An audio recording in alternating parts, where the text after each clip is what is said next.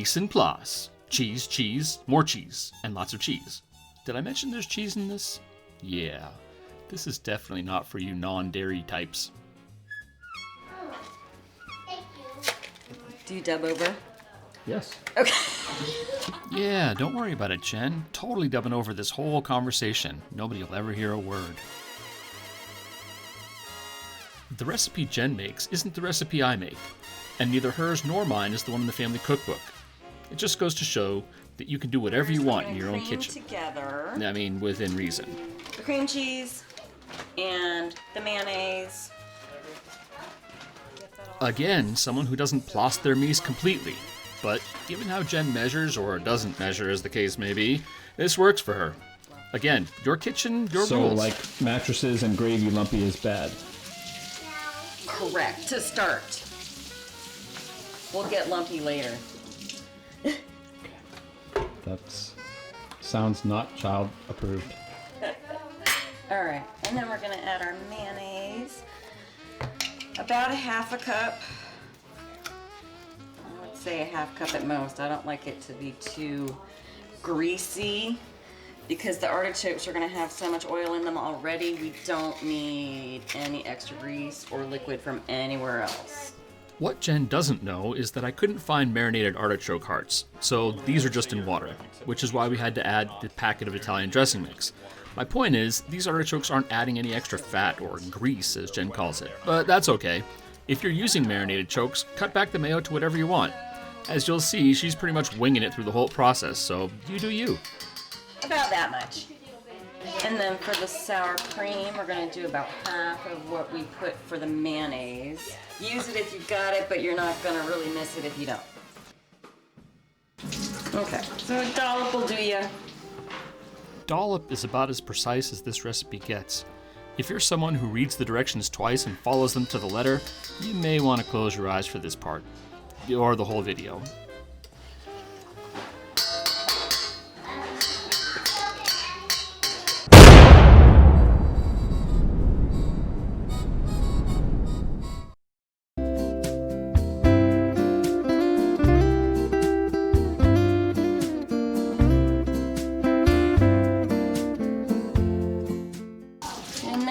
Cream it together. And then while that goes, I start chopping my spinach. Let's do the time warp again. And I just don't usually use a recipe. I've made it so many times that I kind of know about the portions or proportions that I like to use. And then if I'm making it for somebody in particular, like a brother, I'll add some extra cayenne or some extra heat to it, because you can change it up however you like. The brother comment is directed at that knife-wielding redneck behind her. She makes this for him on his birthday, which incidentally was the week after we shot this video. Did he let her get away with using this batch to get out of making him another one the following week? No, he did not. You're the dude, Brett.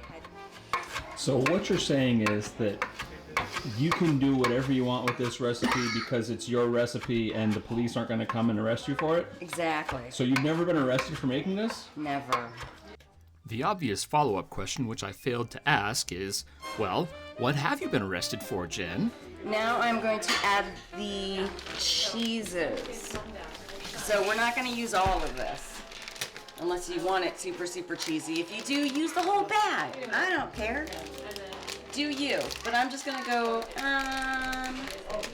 that's about what I want right there. So I'm just gonna dump that in. There might have been a little extra in there, you know, but yeah, that's about fine.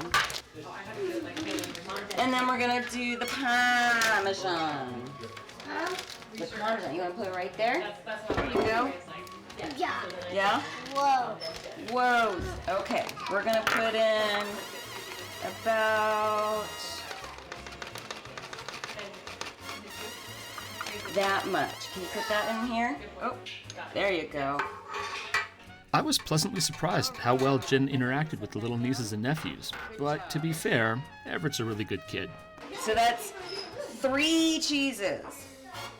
right? We got the cream cheese, we got the mozzarella cheese, we got the parmesan cheese. So it is going to be what? Whoa. It's gonna be cheesy. We're gonna do that in just a second, okay? Now, I'm gonna go ahead and you're gonna go ahead and put the seasoning in now. And I do this now because the stuff that we're gonna add later is gonna bruise easy. You know what that means? If we hit it too much, it's not gonna taste as good. Okay. Ah, yes. Getting bruises from hitting too much is a lesson we taught each other well in our childhood. And then the other stuff is gonna go in soft. Okay, so we're gonna put that down. All right, what do we do first? We locked and loaded, and then slow. We want it slow. There we go. Okay, and it's very, very slowly, very gentle. Gentle, otherwise it's gonna poof all in your face, and then you're gonna get it all up your nose, and that's not good. It may burn at first, but think of how much better your boogers will taste. Okay. Oh. At this point, there's a serious conversation about how to transport raw fish on an airplane from Florida to Utah. You don't really want to hear about that. Okay, we take that out. We gotta lock it, remember? Lock it, and then we gotta pull that. Oh, all right, down. There you go. There's a whole lot of mixing going on. We gotta make some more spinach. Another situation where a good mise en place would save time. And then we have the last of our spinach to go. Get that in there. Okay. Almost. I love how Ev is making dump truck backing up noises. Oh. There we go. Okay. Down the hatch. There's almost as much mixing in this recipe as there is cheese. All right, let's turn it off. And what I did forget is to add a little heat. Okay, so I'm gonna go ahead and add the heat. Come on, Jen. Bit more, bit more. There's plenty of garlic in there. Okay, we gotta lock it, remember? Whoop, whoop. Lock it, and then we can go. At some point, it's not mixing, it's just playing. Okay, so that can take a time out now. I'm just gonna wash my hands. Now I'm gonna do the artichokes. Yeah, these are artichoke hearts. You got that? All right. Okay. Thank you. Thank you so much. Whoop. All right. And then just chop these. I like this a little chunky. Wait, what'd you call Because me? you want to know that it's artichoke hearts in there. This video was seriously 40 minutes long before I spit it up. The black and white ones, did you try those ones on? No. I'm just folding. I just want to make sure that it's all in there. Make sure you get to the bottom. You've got to scoop down in there and actually make sure you got it all. Perfect. And then you just do a fan. That's perfect consistency for me. That's how I like it, like that. No, really. 40 minutes. All right. kind of like actually very astounded that you didn't have somebody taste it before you baked it. You have to taste first.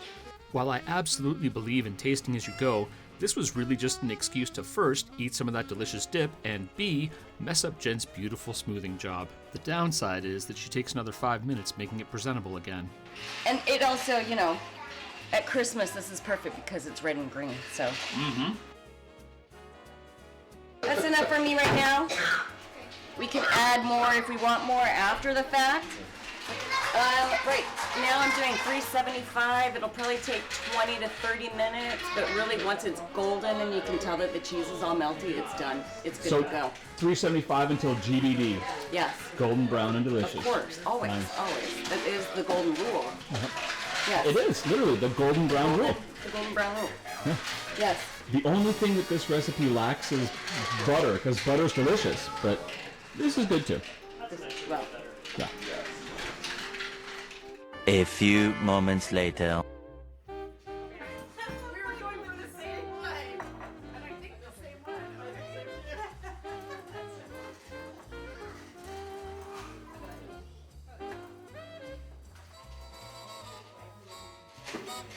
Where's that?